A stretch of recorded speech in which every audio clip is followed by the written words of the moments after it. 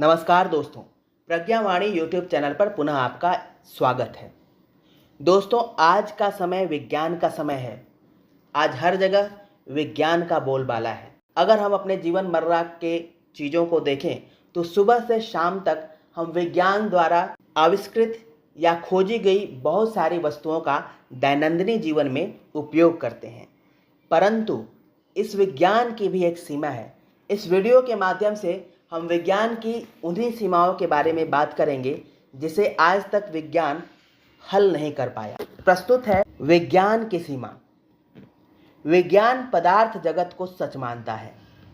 इसके अध्ययन अन्वेषण का आधार दृश्यमान पदार्थ है, यानी कि जो देखता है उसी को सत्य मानता है। यह विज्ञान की प्रगति का एक नमूना ही है कि चांद पर घर बनाने की बात हो रही है तो मंगल पर जीवन की संभावनाएं तलाशी जा रही हैं।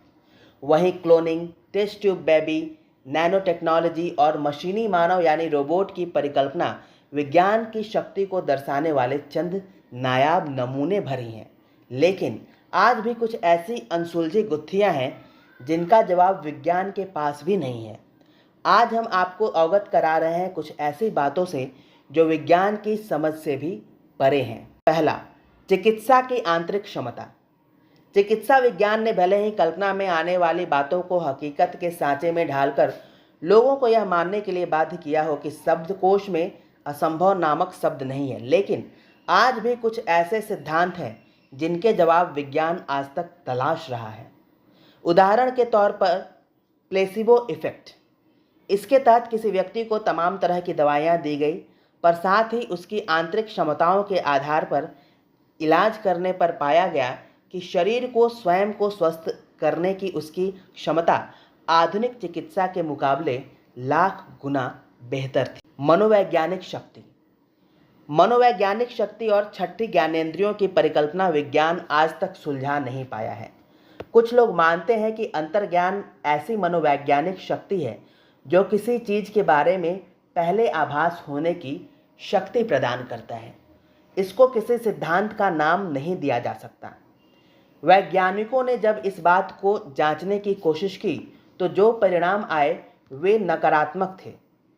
कुछ शोधकर्ताओं ने तर्क दिए कि मनोवैज्ञानिक शक्ति को मापा नहीं जा सकता। विज्ञान ने इसे टेलीपैथी का नाम दिया, लेकिन इसके बारे में कोई वैज्ञानिक सिद्धांत या परिकल्पना आज तक नहीं दे सका है। मृत्यु अनुभव और उसके बाद की जिंदगी। जिंदगी का शाश्वत सत्य है मृत्यु। इस संसार में जन्म लिया है तो मृत्यु तो होगी ही। शायद यह एक ऐसी बात है जहां आकर विज्ञान पूरी तरह से असफल हो जाता है। इस दिशा में कई शोधों में अनपेक्षित अनुभव निकलकर आए हैं। मृत्यु के बाद पुनः जीवित हो उठने वालों में से कुछ को मृत्यु के बाद ऐसा लगा जैसे वे किसी गुफा में चले जा रहे हों। उसमें प्रकाश सा आ रहा हो। एक तरह की शांति का एहसास उन्हें हुआ, पर इसका कोई वैज्ञानिक आधार नहीं बताया जा सका। अनभिज्ञात आकाशीय पिंड। इस बात में कोई संदेह नहीं है कि ऐसे आकाशीय पदार्थ होते हैं जिन्हें पहचाना नहीं जा सकता।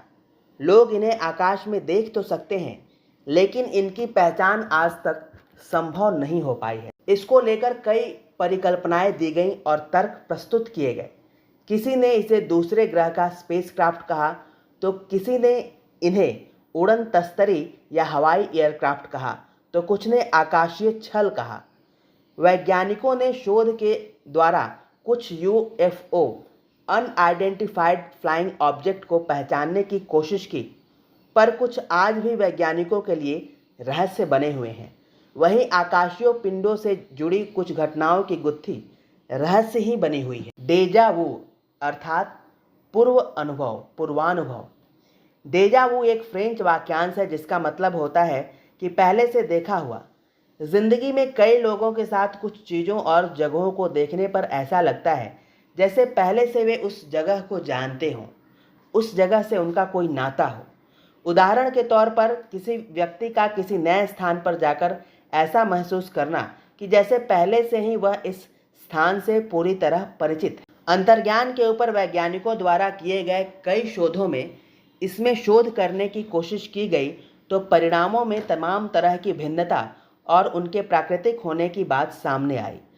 पर यह बात भी महज विज्ञान का रहस्य ही बनकर रह गई।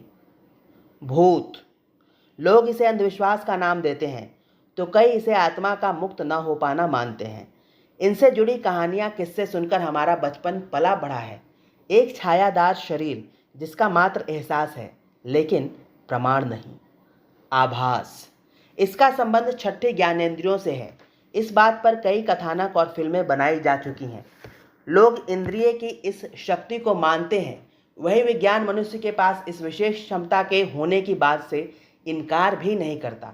विज्ञान कहता है कि कुछ बातों का आभास मनुष्य को पहले हो जाता है, लेकिन शरीर की इस अद्भुत शक्ति के बारे में विज्ञान के पास आज तक कोई सशक्त उत्तर नहीं है। बिगफुट, लंबे चौड़े बालों वाली मानव सदृश एक आकृति जिसके बारे में वैज्ञानिकों के बीच आज भी बहस जारी है। कुछ इसकी उपस्थिति को पूरी तरह नकारते हैं तो कुछ इसके होने को स्वीकारते हैं।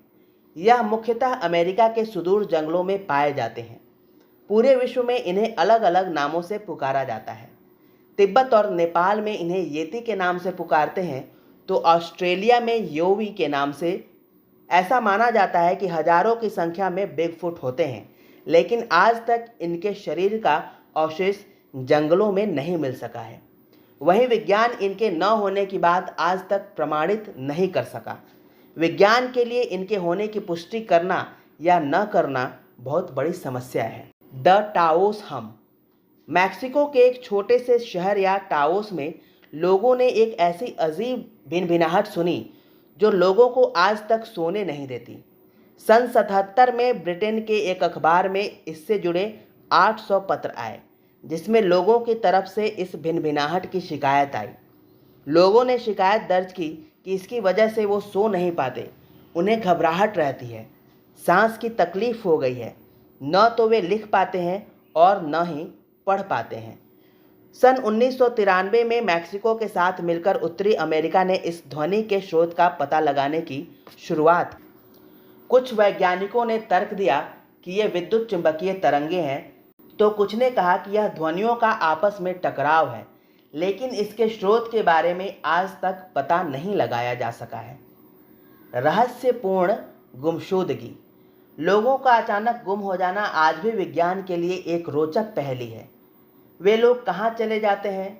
अगर किसी दुर्घटना के शिकार हो जाते हैं तो ऐसे में फॉरेंसिक साइंस के लिए यह जान पाना संभव होता, परंतु फॉरेंसिक साइंस के पास भी लोगों के अदृश्य होने वाली घटनाओं का कोई जवाब नहीं है। उनकी खोज के लिए एकमत वाला कोई सिद्धांत आज तक दिया नहीं जा सका है। इन घटनाओं को यहाँ लिखने का तात्पर्य यही है कि प्रकृति केवल दृश्य नहीं है, बल्कि यह अदृश्य भी है। यह कहना सही होगा कि अदृश्य ही दृश्य सत्ता को नियमित एवं नियंत्रित करती है। ऐसे में विज्ञान के पास इसका कोई जवाब नहीं है। विज्ञान को अपनी सीमा से एक कदम आगे बढ़ना होगा ताकि इन अनुत्तरित प्रश्नों के उत्तर ढूंढे जा सकें। अखंड ज्योति, जुलाई 2023। दोस्तों, अगर आपको हमारा ये प्रयास अच्छा लगे तो हमारे चैनल को सब्सक्राइब करें और कमेंट बॉक्स में कमेंट करना न भूलें।